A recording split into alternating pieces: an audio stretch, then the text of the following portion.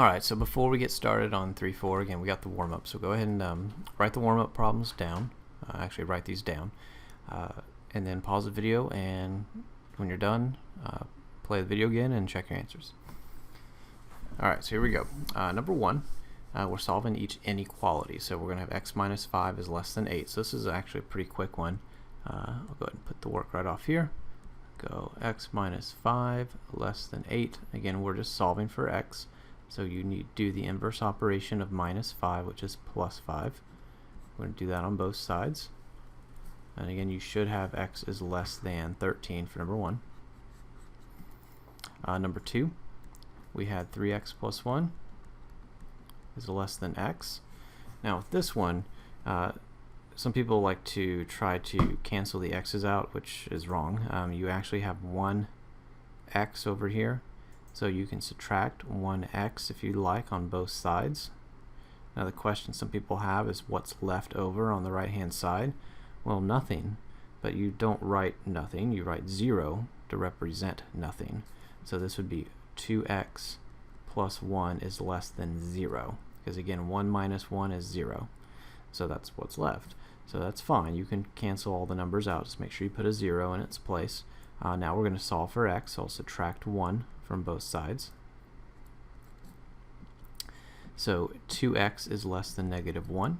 And then finally, to get rid of the times 2 times x, we'll do the inverse operation, which is division. So divide both sides by 2. So x is less than negative 1/2. Alright, so that's what we should have had for 1 and 2. Moving on, number 3. We had 5y equals 90. So again, this, we should know this. We divide by 5, inverse operation again, right? If you don't know how many times 5 goes into 90, you can do quick division here. I know 5 goes into 9 one time, which is 5, so let's subtract that and see what's left over. So we get 4 left over, pull down the 0. And then 5 goes into 40, that would be 8 times, so we're going to get 18. So y equals 18 for number 3. Number 4, we have 5x plus 15 equals 90. So again, before we divide by 5, we want to subtract the 15 first. So 5x equals 75 now. Then divide by 5. Again, we can treat this the same way. If you don't know how many times 5 goes into 75, you can do quick division. 5 goes into 7 one time. If you take away 5 from that, that gives you 2. Pull down your 5. So 5 goes into 25 5 times. So we get 15. Okay, we have 2 more here. Actually, sorry, 1 more, number 5. So number 5, we have a system of equations. So let me write that out, and I'll write that as equation 1 is 6y equals 90. Equation 2 is 8y minus 3x equals 90. So in this case, what we're going to do is we're going to use the method called substitution. Again, you can use substitution or elimination, but in the way that this is set up, I'm going to take equation 1, which is 6y equals 90. I'm going to solve it for y. When I do that, if you don't remember why I'm solving for y, I'll explain it once we solve it. So divide by 6. Again, I'll do some quick division off to the side. 6 goes into 9 one time. So let's subtract 6. We get 3. Pull down my 0. 6 goes into 30 5 times. So y equals 15. Now that I know that y is 15, this is where the substitution comes in. We're going to take that 15 and we're going to plug it into equation 2. We're going to substitute it for y. So equation 2 becomes 8 times 15 minus 3x equals 90. So I'm going to go ahead and multiply 8 and 15. So again, remember that is 8 times 10, or 10 times 8, but that's fine, that's 80. And then 8 times 5 is 40. add those together, you get 120. So I have 120 minus 3x equals 90. Okay, we're just solving this for x, so let's go ahead and subtract 120 from both sides. So negative 3x equals negative 30. And then finally divide by negative 3. Again, we got two negatives, which will cancel out. So we get x equals 10. So here we have the intersection point, which is my solution to the system, is going to be 10, 15. Alright, so again, number 5 is the point 10, 15, because again, when you solve a system of equations, what we're looking for is we're going to be looking for the intersection point. Like if I graph these two lines, the solution to that problem would be where those lines intersected. So you need to write your answer as a point when you're solving a system. Okay. Alright, so there's your warm-up. Let's go ahead and move on here. So 3.4, we're going to deal with perpendicular lines and theorems associated with them. We are, if you can't tell already, going to be moving into actually a little bit of algebra. We're going to be doing, as we move into 3.5, 3.6, things like that, we'll be dealing with equations of lines. So we're kind of getting started there a little bit, but here we're kind of doing that transition section. But we're going to do proofs, do theorems that deal with proving and applying theorems about perpendicular lines. So that's going to be the one theme, the common theme throughout. So we're dealing with perpendicular lines. If you don't remember what perpendicular lines are, I mean, perpendicular lines, you should remember what that is, but if you don't, again, those are lines that form at right angle, that 90-degree angle when they cross, or they have two lines intersect. Those are going to be perpendicular. Alright, so some things you want to know. I'm going to give you some hints here as we go through. Little hints off to the side of each one of these. First, perpendicular bisector. Okay, so we'll talk about that one first. So perpendicular bisector, I'll go ahead and draw a segment to kind of show you what this means. So if I have segment AB, the perpendicular bisector has to do two things. It's going to be a line because it has to be perpendicular. Okay, perpendicular, you need two lines that cross, that form a right angle. So I'm going to need a second line that's perpendicular. Now the bisector part means it's going to cut it into two pieces. So your bisector is going to look like this. Okay, it's got a line and it's doing two things. It's going to form a right angle, and these two segments are going to get cut in half, or this one segment will get cut into two congruent ones. Okay, and then from there you're going to see a property listed on the next page that deals with this.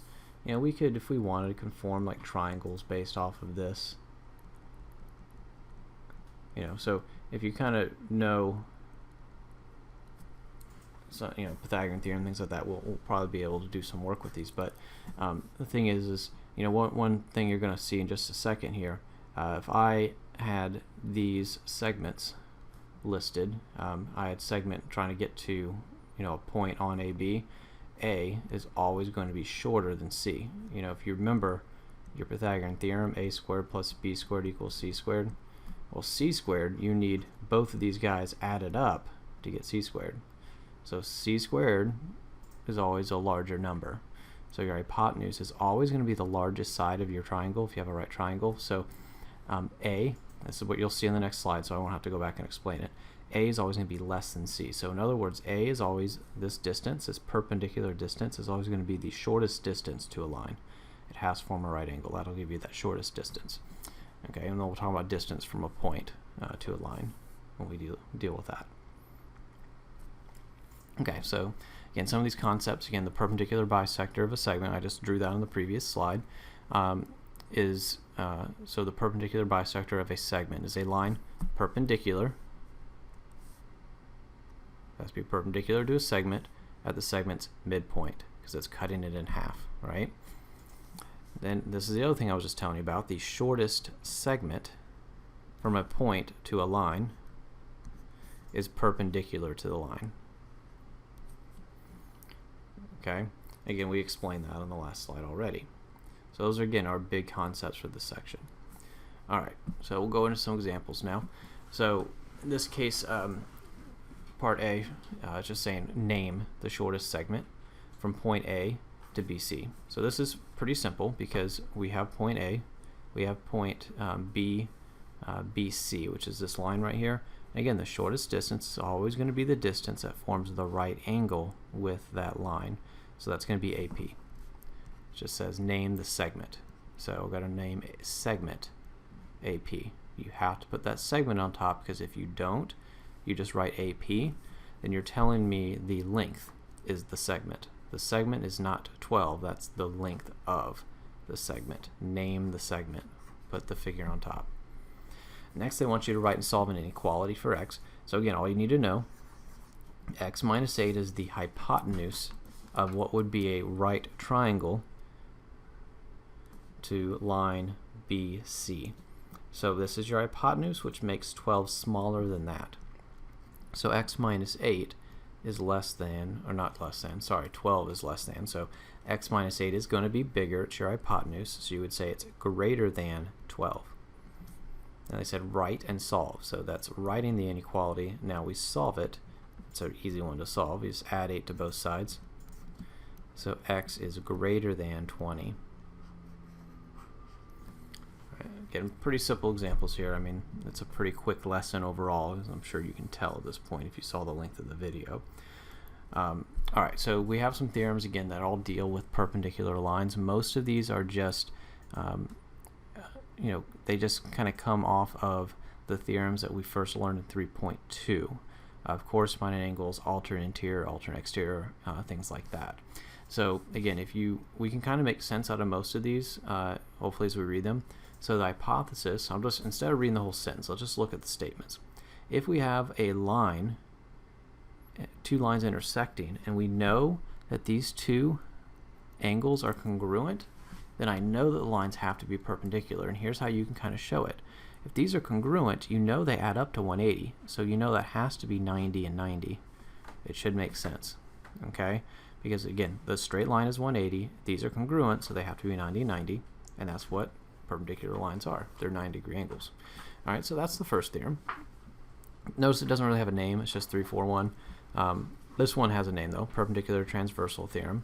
So if I have two parallel lines cut by a transversal and I'm able to state that that angle is a right angle, okay, then I know that these two Q and P, I know this is a right angle. Again, how would you know that? Well, we learned the corresponding angles postulate in 3.2. We would apply the corresponding angles postulate in this case because I know these are parallel lines, so I know corresponding angles are congruent. So I would be able to jump down and say that's a right angle. If I know that's a right angle, Q and P are perpendicular. Easy to prove. Okay, I'm not writing the whole proof out, but as you hopefully you can see, it's a very easy proof. And then 343. If I have two coplanar lines are perpendicular to the same line, okay, so it's easy, you kind of see how this is said. If two lines are perpendicular to the same line, so the R and S are perpendicular to T, then I could use the converse of the corresponding angles postulate, so what we learned in 3.3, because these are congruent, they're corresponding angles, right? And I can say that R is parallel to S. So again, all these theorems are fairly easy to prove, so hopefully, since I kind of did a pseudo proof, hopefully now we can use them and understand them. Okay, so let's go ahead and use these. Now we went through these theorems, we can apply them now to write a two-column proof. So again, if we're doing a proof, we're going to do our T-chart. We're going to have our statements and our reasons. Again, the first thing you always want to do if you're going to do a proof, especially if you're doing it from scratch, make sure you write down your statements and reasons and write down the given information first. So R is parallel to S, and angle 1 is congruent to angle 2, and that is given. Okay, so and then I'm going to label it on my figure as well. So angle 1 is congruent to angle 2. And here we go. Alright, so let's, again, at this point, what we want to do is try to get a plan here. So I can jump down, maybe kind of jump over here to, or start at angle 2. If I know angle 2, then if these lines are parallel, which they are, R and S, I can use corresponding angles, and I can say that angle 3 and 2 are congruent because of corresponding angles. Hopefully you kind of see we're getting somewhere with this. Okay, if I know that, then I can see that these are both congruent, and there's a theorem we just went over on the previous slide that says that those are then perpendicular. So we're going to get to that, but let's start here. 2 and 3, they're congruent. We know that because we know the corresponding angles postulate, so let's write that down. So angle 2 is congruent to angle 3. That's the corresponding angles postulate. And you just look at it and say, well, what can I label? And that's what I can label.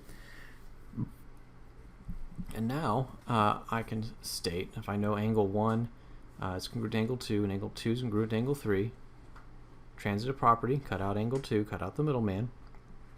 Angle 1 is congruent to angle 3.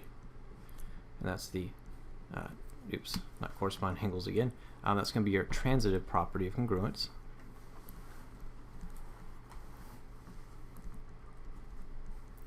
Now, when we're able to say these angles are congruent, let's hop back here. This is a new theorem.